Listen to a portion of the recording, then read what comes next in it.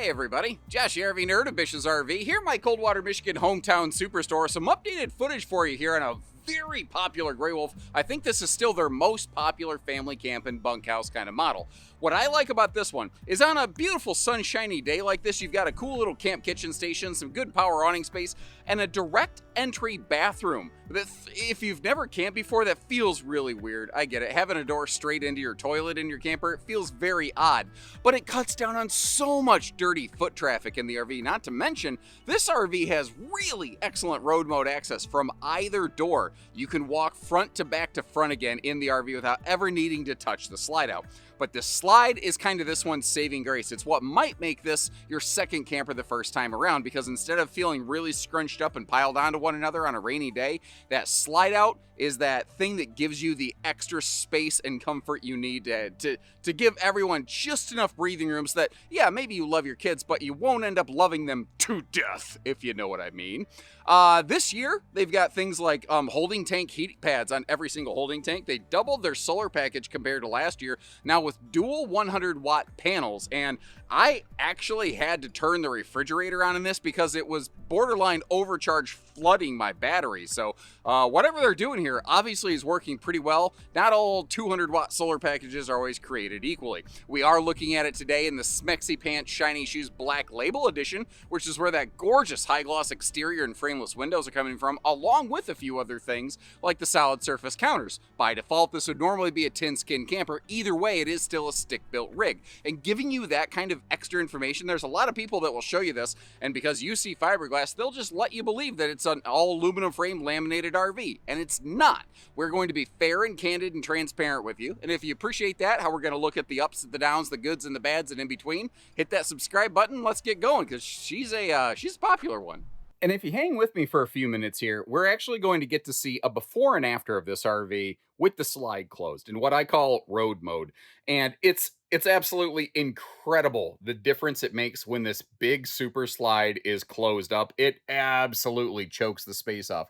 Now, if it is more of your pleasure, there is the Labatt blue lightsaber above the slide accent that you can activate. It's not my favorite thing.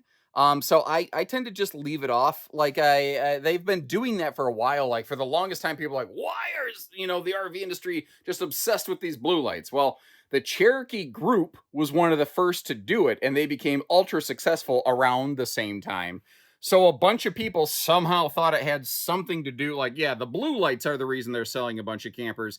It couldn't be because this thing has like an electric space heating fireplace and factory standard solar and no heat vents in the floor and solid surface counters in the Black Label Edition and a bunch of other things that people really like. That had nothing to do with it. They all thought it must just be the blue light, so a bunch of manufacturers jumped on board with it.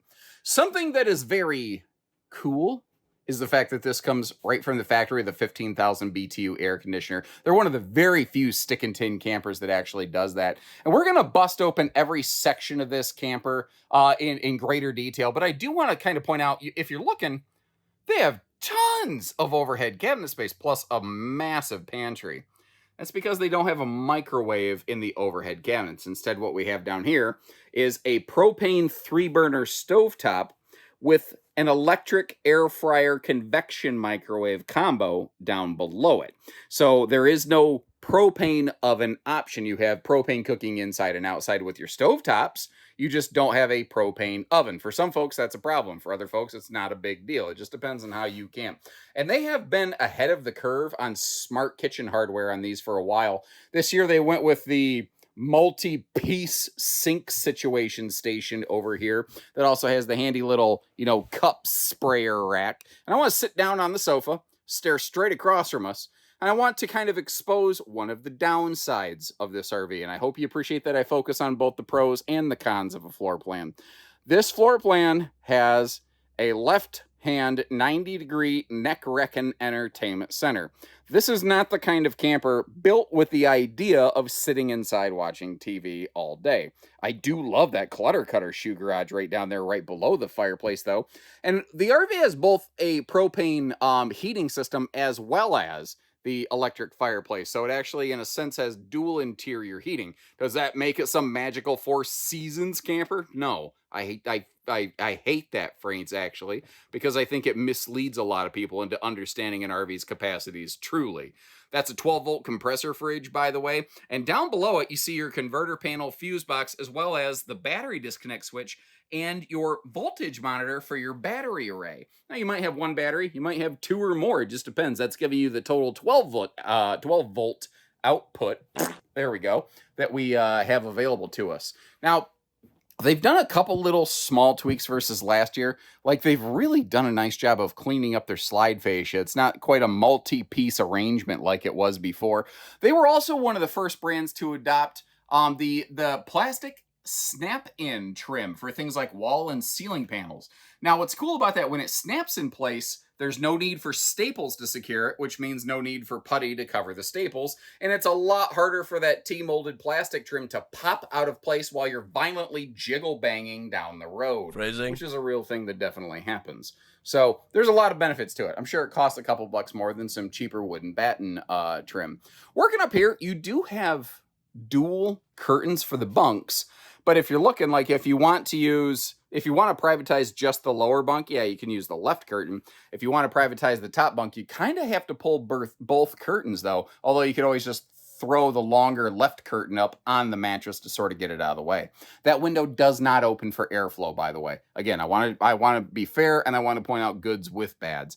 And it's weird how they do this, but you do have household and USB outlets for that upper bed. And I can't remember what's below, so we're going to see it together. Looks like we have just USB plugs down here. Although around the corner, we have another set of household plugs over here. I think those are more for the like dinette function. Now, this ladder, I meant to have this open, so I don't normally do this stuff live on camera. Pardon me. Do it live! The ladder can pop right out. You do need to make sure that the ladder's put away before you close the slide. Otherwise, something's going to get broken. And you, trust me, that's a mistake you only make about 7 or 8 times before you finally learn. Ask me how I know. Moving our way forward here. This is the part of the RV that freaks some people out. Having a door directly in the bathroom like this. First of all, you see the red switch. Well, this gives you the choice. When you're sitting on the toilet, you can reach over and decide, are you going to poop alone or are you going to poop with the neighbors? You can lock this sucker down right from in here. And they give us, in the Black Label edition at least, a full viewing window in the entry door, although it lacks a privacy shade. And if you're in this thing at night and you had the lights on in the bathroom, which if you're in it, you're probably going to have the lights on, you can see right through that window. You're probably going to want to come up with a privacy solution there. I don't love anything I just said, but it's real. And it's the kind of thing I think you deserve to know about, so you can plan and factor your total cost of ownership. That's the service I want to provide you. Now, whether it's Black Label or Standard Edition, you will have that crazy nice big XL bathroom fan.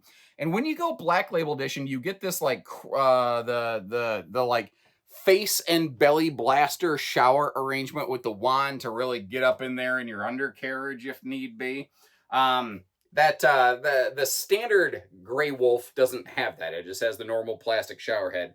And they have what I call the Cherokee Shub. Not a shower, not a tub. Although if you look at the antifreeze that's been sloshed around in here, it looks a little bit like what I call a Kool-Aid crime scene. So there's that.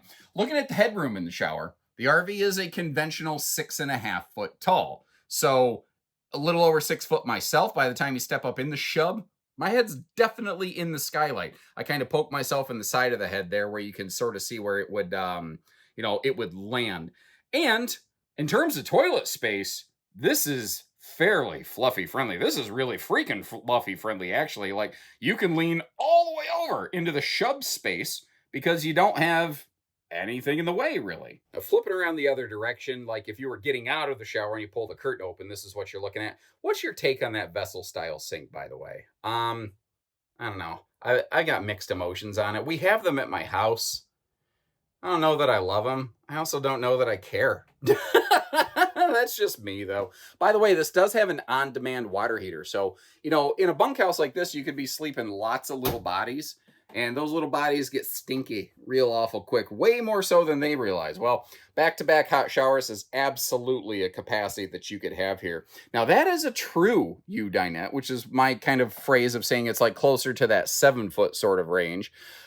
This model, though, it is kind of relegated to a very basic, just simple jackknife fold-down sleeper sofa. And there's really no storage below it because of the step-up slide system. That step-up slide system is also really the thing that prevents us from going to any other sort of, what do I want to say there? My train went off the tracks, my train of thought. Any other sort of sofa. Jeez, oh, Pete's good gravy. Now, verbal stumbling aside, I still wanted to take the extra time to show you how they're not doing swinging doors for the bedroom privacy. They are doing pocket doors. Some people ask sometimes, why did the manufacturers not, do a pocket door? Well, the hardware, the slider runner door hardware, it costs more than just a plain hinge. So a lot of manufacturers won't do it. Now, this folds down to a sleeper, albeit a small one. It is not at all a big sleeping space. They have stuck with what I call the hypno shades, hypnotize you. Because when you raise and lower them, they have kind of like a flashy strobe pattern that I'm not going to demonstrate on camera because I've been told to give some people migraines, and I don't want to send people into an epileptic seizure or something like that, Now, again, the true U-dinette, that can fold down into a pretty respectable sleeping space. Although understand, where the table fills in that big empty gap right there, if you have a big hefty adult, yeah, they can fit on that thing. But when they wake up, they want to sit dead in the middle of your table, they're probably going to mess it up. Like, it's too big for that sort of function. So keep that kind of in mind. One thing I do really like, though, is they give us a big pantry over here. So if you really need to pack this sucker full because you're going to be feeding your little kid army, it's got the capacity. The larger 12-volt fridge also factors in. I say larger because a lot of brands were using the 10 cubic foot variety that we're looking at, but a lot of brands are trying to find every way they possibly can to make the RV $1 cheaper versus the competition. And you're going to find a bunch of companies silently swap over to an 8 cubic foot 12-volt fridge. So again, there's a handy little pro tip when you're shopping with your Uncle Josh, free of charge there. Enjoy. Giving you a look, the convection air fryer microwave comes with the handy little, cooking trays. And I would say they give you a cool spot for a wastebasket under the sink, but they already include a wastebasket, which is handy. Big bonus drawer above that, which does mean that this camper actually only has one drawer now. I never really consciously processed that until just now. Huh. Yeah, because it used to have 2 big drawers, and now it just has 1 big drawer. I don't know. What do you think about that? Is that a hit or a miss? Meanwhile, we'll keep moving on. You might notice when we get to the bedroom, some of the styling changes. The window treatments become a little simpler, a little more minimalistic. The cabinetry also becomes, you might notice, a little flatter. It no longer has any sort of inserts or anything like that. They give it just a slightly different stylization. Now, if I'm not mistaken, on the Black Label edition, this is one of the weird times it actually, in a sense, you could argue goes backwards. That window doesn't open for airflow anymore.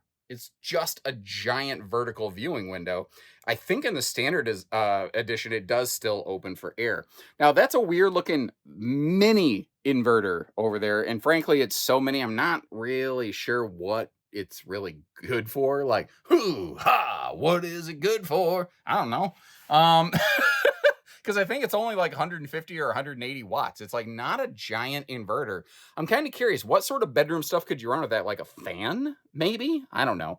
But thankfully, it does have household and USB outlets built into it. You've got the more traditional household and USB outlets over here. You might notice how they're not using the, cheaper grabby latch kind of hardware. They are using magnet holdbacks. And they did fully enclose the overhead storage. They didn't throw just a shelf up there and tell you, hey, get some baskets or something. Good luck, nerd, or anything like that. It doesn't have struts, but at least they put doors. Now, the couple Black Label features that we're looking at here, those little bendy lights, they have a blue and white reading element built into them, instead of just conventional plain lights are part of that. And they've changed up their bed sizing this year. And we've jumped to the underside of the other side of the bed, by the way. You might notice it doesn't have struts to hold it up. I used the jack crank, so there's that. But what I was saying, it's a different size bed from last year. Last year, this is what I called a camp queen, which was 60 inches wide, like a residential queen, and then 74 inches long, like a short queen.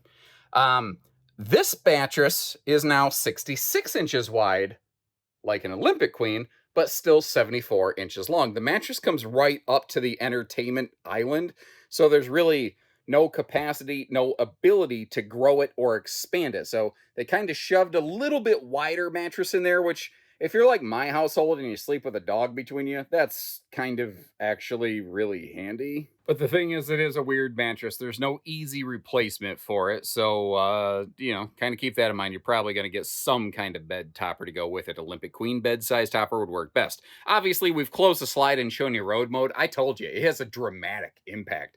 This is the difference between a no slide RV and a super slide RV. And the space inside is dramatic. Now, here's the thing.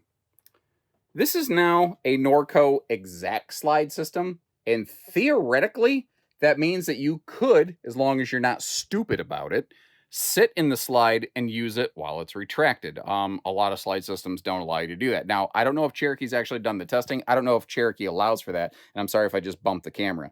What I do want to point out, though, is this thing has some of the easiest traversals of a super slide RV for road mode that I've seen. There's no sideways travel trailer two-stepping. Now, the ladder's not going to be accessible. You might have to heave-ho, throw the kids into the upper bunk, but whether it's from the bathroom to the bedroom to the bunks to the kitchen to everything in between, this thing kind of crushes the Cracker Barrel test. Now, the specific RV that we are looking at today, it scaled and weighed out at 6,460 pounds, 6,460.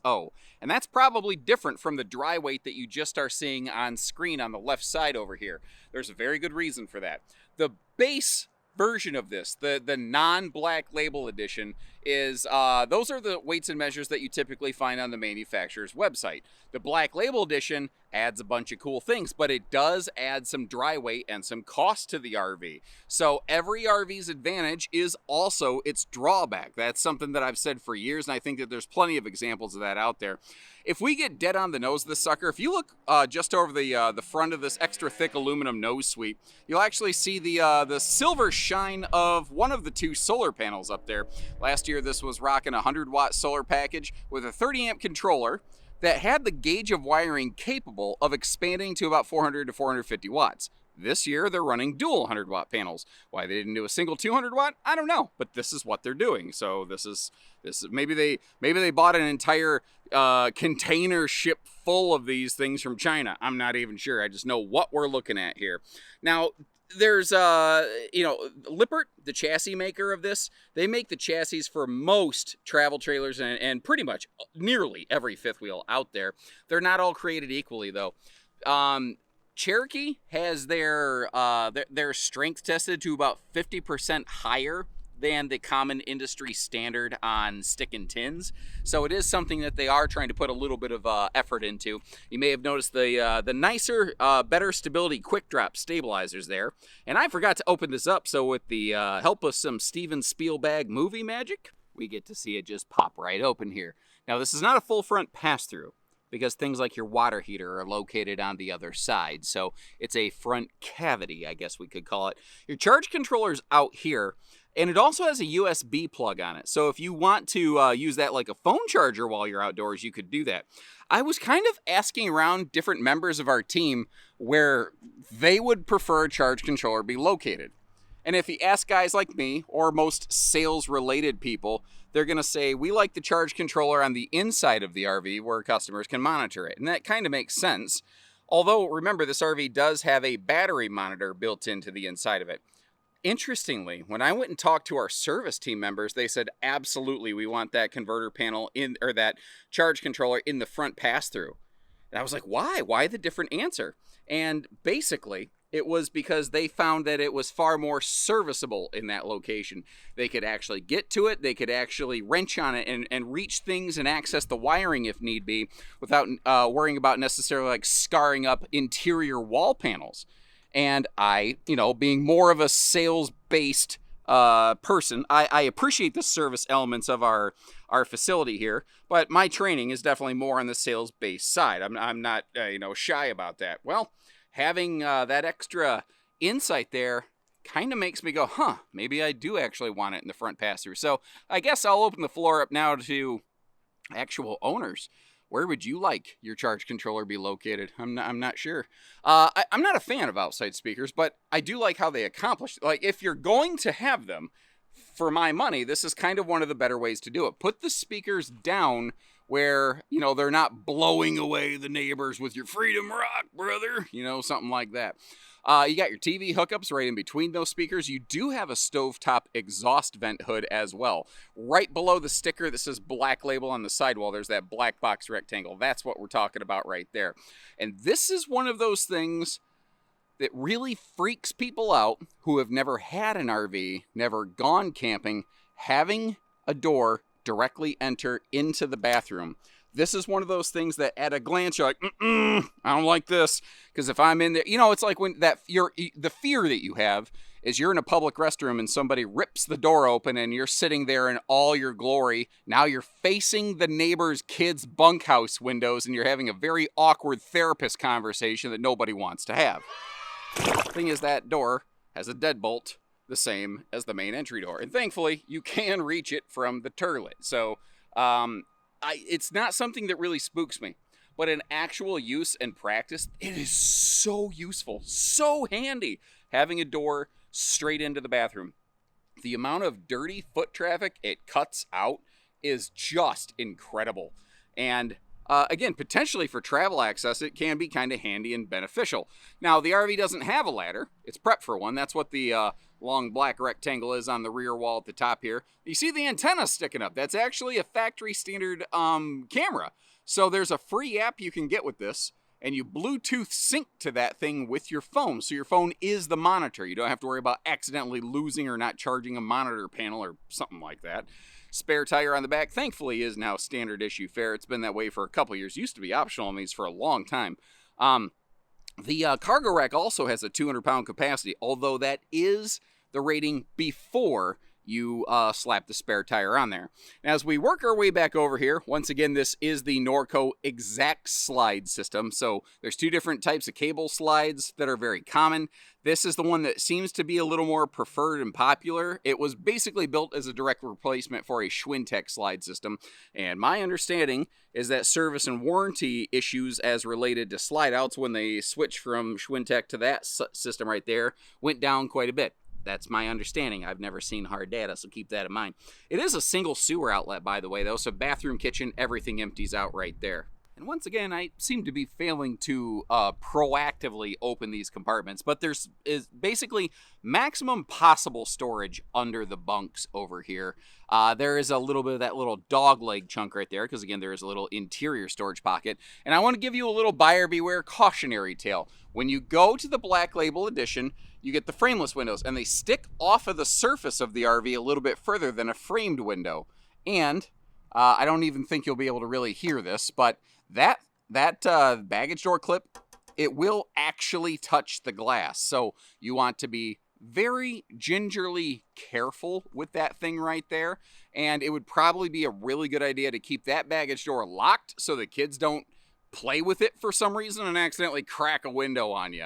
I don't know of instances where that's really been the case and happened to people, but I could see it happening. So I'd rather be proactive instead of reactive. And not all fiberglass is created equal. This is a true high gloss gel coat, and you can see how, it literally has a finish like a mirror on the thing. So thanks again for tuning in, everybody. We'll leave you some links in the video description to check for pricing and availability. Whether it's the tin skin one, the Black Label edition like we're looking at today, whatever the case may be. Any of our Cherokee stores that have one of these in stock, that link will take you right there. You don't have to call and give us your blood type to get a price figure on one of these. And we don't do hidden fees either, so it's just add taxes and tags. Whatever fees your state regulates. That's the only things that we can't predict because the state stuff is kind of out of our hands, you know. But when you're ready, we're ready. I'll try to dig up a few other links like Jayco, maybe Catalina, some Wildwood stuff, some other brands that have some similar offerings. Let you take a look at a couple of them. Maybe you can cross compare and shop right from the comfort of your toilet. And when you're ready, we're ready. So take care, stay safe, have fun, and happy camping, everyone.